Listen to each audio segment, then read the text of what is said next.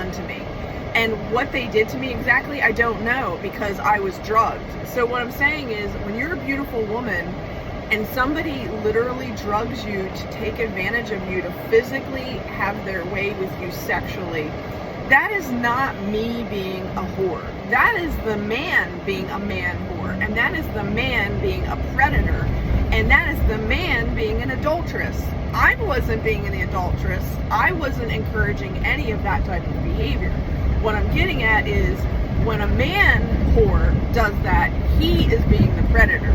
And I really want to emphasize this part about this Psalm, Proverbs 7, because people don't want to talk about it, but I really do want to talk about it, because all of my sexual experiences as a child and as a teenager were because of men taking advantage of me, because of man whores taking advantage of me. It was not because I was being sexually promiscuous. Like, I was not doing that. I was being taken advantage of. So I really think this, topic should be talked about, and that we should have discernment around, having unrealistic expectations about people. And then also, when men are thinking about marrying a woman, and if I get to the point where I'm getting to know someone and I'm courting them and I'm telling them about my history, and I'm telling them that I was, physically and sexually abused, and I'm being vulnerable with someone about that, then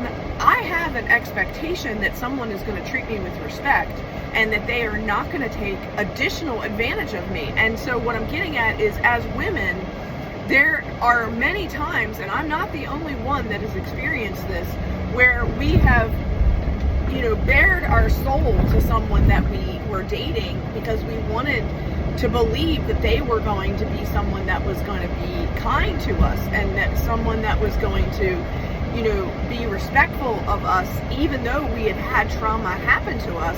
And so many times, those were the same guys that they may have initially acted like they were,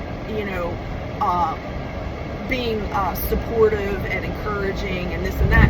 But as soon as, again, they had an agenda, and as soon as they put some kind of ring on my finger, whether it was, a ring of promise, an engagement ring, a promise to marry, meeting my parents, and all of that, the next thing I know, I was again alone. I was either drugged, or I was handcuffed, or I was put in a position where there were multiple guys there, and I was held down again against